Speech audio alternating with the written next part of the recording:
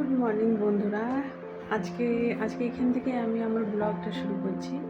এখন বাজে সকাল 11টা। আজকে আমি তোমাদেরকে আমার বাড়িটা দেখাবো। এমনিতে আমরা 3 BHK-তে থাকি। আমরা একটা সোসাইটিতে থাকি।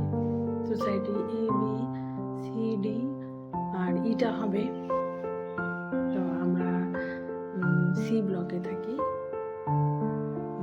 সোসাইটিটা অনেক বড়, নিচে পার্ক আছে, বাচ্চারা খেলে। হ্যাঁ, আমরা 3 BHK-তে থাকি আর 3টে বালকনি আছে। বালকনিতে আমি গাছপালা রেখেছি, যেটা আমার হবি হচ্ছে। হ্যাঁ, আর ঠিক আছে, চলো আমি তোমাদেরকে আমার রুম ট্যুর করাই। তোমরা সবাই আমার পাশে থেকো। যদি ভালো লাগে তাহলে তোমরা আমার চ্যানেলটাকে সাবস্ক্রাইব করো। আমার চ্যানেল মেগাস লাইফ, সাবস্ক্রাইব করো, লাইক করো, কমেন্ট করো। আমি তোমাদের কথা জানবার ওয়েট করব। তোমরা কি লিখছো, কি জানতে চাইছো আমার ব্যাপারে। আর তো অনেক গরম পড়েছে এখন। আমাদের বাচ্চার স্কুলে ছুটি দিয়ে দিয়েছে, পরীক্ষাও অনলাইন পরীক্ষা হয়, তার স্কুল যেতে হচ্ছে না। খুবই মজা, বাচ্চাটারও খুবই মজা লাগে। আর আমার তো আরও মজা যে স্কুলে জন্য রেডি হতে হয় না, নিজেকেও উঠতে হয় না। স্কুল থাকলে খুবই সমস্যা লাগে, যেটা সব মায়েরই সমস্যা, শুধু আমারই নয়। রিল্যাক্সভাবে লাগে যে চলো পরের দিনে স্কুল নেই, কি মজা, জামাল কুদু হয়ে যায় একেবারে মজাতে, বলো। আর তোমরা সবাই আমার রিলস দেখো, রিলসটাকে লাইক করো, কমেন্ট করো। হ্যাঁ, আর ঠিক আছে, চলো তাহলে রুম দেখা যাক। এটা হলো আমার শাশুড়ি মায়ের রুম, যেটা আমাদের কি ফ্ল্যাটের মধ্যে সব থেকে ফার্স্ট রুম হলো। এখানে আমার শাশুড়ি মা আর শ্বশুরমশাই থাকে। এই একটা বেড হলো, সোফা আছে, একটা ড্রেসিং টেবিল আছে, আর পাশে একটা বাথরুম আছে। এই আমার রুম থেকে বেরিয়ে পাশেই একটা রেকলাইনার আছে, রেকলাইনের পাশে একটা সোফা আছে, সোফার পাশে আছে ঠাকুর ঘর, যেখানে আমরা সবাই মিলে ঠাকুর পুজো করি আর কি। ঠাকুর ঘরটা আমি তোমাদেরকে আরও ডিটেল করে দেখাবো কোনো দিন, এখন একটা ব্লগে তো অত সম্ভব নয়। ভালো করে ডিটেল করে একে একে সব ঠাকুরগুলোর সাথে তোমাদের দেখা করাবো। হ্যাঁ, তারপরে ঠাকুরগুলো কী রকম, কোন কোন ঠাকুর আছে সবই দেখাবো। তারপরে এইখানে আছে কালী ঠাকুর, এখানে একটা ক্যালেন্ডার আছে, নানা রকম ঠাকুরের পরে এখানে সিংহাসন রাখা রয়েছে, ঠাকুরের যত যাবতীয় জিনিস রাখা আছে। তারপরে এদিক দিয়ে বেরিয়ে এটা হয়ে গেল আমাদের ফ্রিজ, ফ্রিজের পাশ থেকে বেরিয়ে পড়ে হয়ে গেল এটা আমাদের কিচেন। কিচেনে নানা রকম তাক আছে, আর এটা দেখতেই পাচ্ছ কিচেন আছে, এটা ওভেন আছে, ওভেনের উপরে একটা কেটলি রাখা রয়েছে। কিচেনের সব জিনিস আমি তোমাদেরকে আরও অন্য ব্লগে আরও ডিটেল করে দেখাবো। আর এই হলো কিচেনের পাশ দিয়ে একটা গলি যায়, দেখাচ্ছি। এটা হয়ে গেল আমার ডিশওয়াশার। ডিশওয়াশারের পাশে এটা হয়ে গেছে আমাদের ওয়াশিং মেশিন।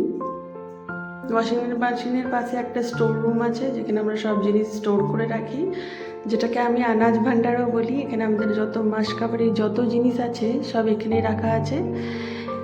আরও সব জিনিস আমি তোমাদেরকে পরে ডিটেল করে দেখাবো।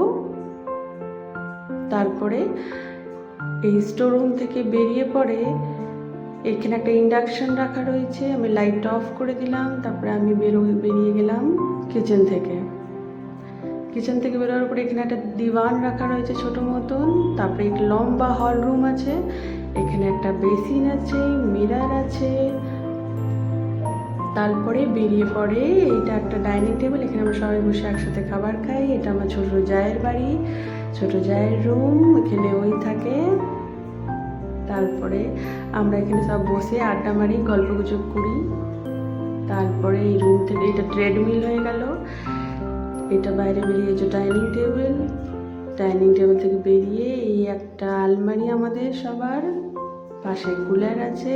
তারপর এখানে আরেকটা আলমারি আছে, আলমারির পাশেই একটা বালকনি আছে, আর এই আলমারির পাশ দিয়ে এটা আমার রুম ঢুকে গেলে তোমরা এই আমার রুমটা এই যে আমি লাইটটা জ্বালিয়ে রেখেছি যাতে তোমরা সব কিছু ভালো করে দেখতে পাও। তারপরে আমার রুমে আছে এই যে টুকিটাকি জিনিস আছে, এই যে আমার গণেশ ঠাকুর। এখানে আমি যত প্রবলেম যত সমস্যা সব এই গণেশ ঠাকুরকে বলে দিই, তারপরে গণেশ ঠাকুর সব সর্ট আউট করে দেয়। আর এই যে আমার ছোট্ট লোক রাধাকৃষ্ণ, আর সব জিনিস আমি তোমাদেরকে আরও ডিটেলে অন্য ব্লগে দেখাবো। আর এই যে আমার একটা স্টাডি টেবিল বাচ্চাটার, এখানে আমার 3 মোস্ট পাওয়ারফুল ঠাকুর আছে, একটা বজরংবলী, তারপরে দুর্গা ঠাকুর, তারপরে শিব ঠাকুর। যা কিছু প্রবলেম সমস্যা হয় লাইফে আমি এদেরকে দিয়ে দিই, আর আমি মাথা ঠান্ডা করে বসে থাকি। তারপরে আমার রুমে তো দেখতেই পাচ্ছ বেডের উপরে একজন গণেশ ঠাকুরের ফটো ফ্রেম আছে, এই আমার আলমারি। এই রুম থেকে আমি বেরিয়ে গেলাম, আর এটা হয়ে গেল আমার ছোট্ট রুম ট্যুর, বালকনি ট্যুর। আমি তোমাদেরকে আরও অন্য কোনো ব্লগে দেখাবো এগিয়ে পড়ে। আর এরপরে ব্লগটা পছন্দ হলে তোমরা আমার ব্লগ দেখতে থেকো, ঠিক আছে?